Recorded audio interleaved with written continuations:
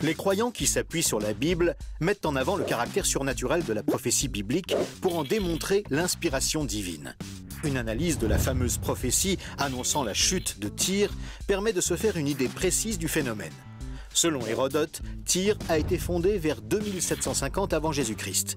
Elle s'est hissée progressivement au rang de grand port commercial dominant la Méditerranée.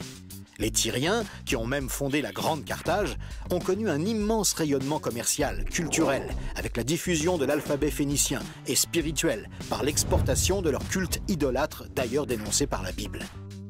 Prophétie d'Ézéchiel, 590 avant Jésus-Christ. Ainsi parle le Seigneur l'Éternel, voici que j'amène à Tyr Nabuchodonosor, roi de Babylone, avec chevaux, chars et cavaliers, une troupe et un peuple nombreux. Tes filles qui sont dans la campagne, il les tuera par l'épée. Il démolira tes tours avec ses machines, il tuera ton peuple par l'épée, il jettera à terre tes stèles colossales. On prendra tes richesses comme butin, on abattra tes remparts, on démolira tes maisons luxueuses, on jettera au milieu des eaux tes pierres, ton bois et ta poussière. Je ferai de toi un rocher nu et tu ne seras plus rebâti. À son époque, Nabuchodonosor, roi de Babylone, est en conflit avec l'Égypte, qu'il combat en Syrie et en Israël. Même si personne ne peut prédire l'issue d'une guerre, l'attaque de Tyr par le roi de Babylone pouvait paraître plausible et être annoncée par Ézéchiel. Mais ce qui est beaucoup plus incompréhensible, c'est la seconde partie de la prophétie qui mentionne que la ville devait être totalement détruite, rasée et jetée à la mer. Raser une ville demande beaucoup d'efforts et n'a aucun intérêt stratégique. Quant à la jeter à la mer, c'est totalement farfelu. En fait, Nabuchodonosor a dû assiéger la ville pendant 13 années interminables jusqu'à sa capitulation en 572 avant Jésus-Christ. Cependant, même soumise, la ville continua son activité et le port sur l'île continua à prospérer comme auparavant. 2 siècles et demi plus tard, la face du monde a changé. La puissance babylonienne a dû plier devant la force irrésistible des armées perses, vaincues elles-mêmes plus tard par l'envahisseur grec. Son général, Alexandre le Grand, sait que s'il veut conquérir l'Égypte, il lui faut d'abord anéantir Tyr et son double port insulaire qui abrite alors le gros de la flotte perse. Mais il comprend vite que l'île est imprenable. Les Tyriens lui envoient des bateaux enflammés, le bombardent du haut des murailles, attaquent ses bateaux de nuit. Et de plus, l'île est protégée par des hauts fonds. Alexandre a alors une idée incroyable. Puisqu'il a soumis la ville côtière, il ordonne à son armée d'en abattre tous les bâtiments et d'en jeter toutes les ruines à la mer pour former une digue. Son idée est de créer une route dans l'eau jusqu'à l'île située à 800 mètres de la côte. C'est un chantier quasi impossible. La nuit, les plongeurs tyriens viennent détruire ce qu'ils ont construit le jour. Plus ils progressent vers l'île, plus le courant est fort et anéantit leur travail. Il faut des tonnes et des tonnes de gravats charriés par des milliers de soldats. Après 7 mois d'un travail éreintant, en août 332 avant Jésus-Christ, la digue permet enfin à l'armée d'atteindre l'île. La bataille est terrible.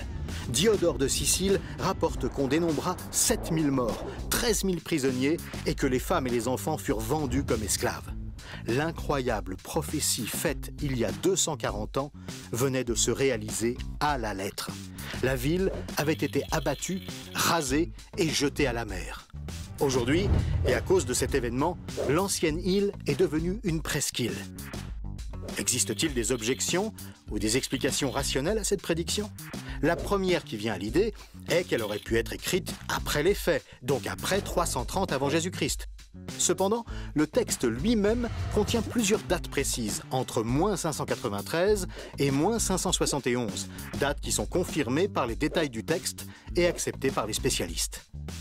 La seconde objection, c'est qu'une ville dénommée Tyr a continué à exister et existe toujours. En fait, cette nouvelle Tyr est située sur un autre emplacement. La ville ancienne a bien été jetée au fond des eaux, comme le rapporte Diodore de Sicile. Il déblaya donc le terrain de l'ancienne Tyr et avec les milliers de pierres tirées de ses décombres, il fit élever une digue de 2 plêtres de large. Au Moyen-Âge, un voyageur juif, Benjamin de Tudela, écrivait « La nouvelle Tyr, un homme peut monter sur ses murailles et voir l'ancienne Tyr que les eaux ont recouverte à un jet de pierre de la cité nouvelle. » L'ancienne cité, la grande Tyr qui dominait la Méditerranée, a donc effectivement disparu et n'a jamais été reconstruite. La troisième objection concerne Nabuchodonosor, cité explicitement et qui n'a cependant jamais jeté Tyr dans la mer, mais l'a seulement assiégé et vaincu. Ici, il faut revenir très précisément au texte original. Si la première partie mentionne explicitement Nabuchodonosor, le texte change soudain étrangement et utilise une forme verbale différente, une forme indéfinie. Ce détail textuel indique bien un second épisode distinct. D'abord, une attaque par Nabuchodonosor, mentionnée explicitement, puis une phase pendant laquelle un autre assaillant détruit la ville, la rase et la jette à la mer. La prophétie est précise. Pour terminer, il faut noter qu'aucun prophète, en dehors de la Bible, n'a jamais osé une telle prédiction, annonçant une ville jetée à la mer. Ézéchiel n'a donc pas annoncé une banalité, mais un événement exceptionnel. Et surtout, un événement qui s'est réellement produit. La seule explication satisfaisante est à l'évidence l'inspiration divine du prophète. Bien sûr, il aurait pu à l'époque se contenter d'en parler autour de lui, mais le fait qu'il l'ait écrit noir sur blanc permet désormais à chacun de constater la réalité de l'inspiration divine de sa prophétie.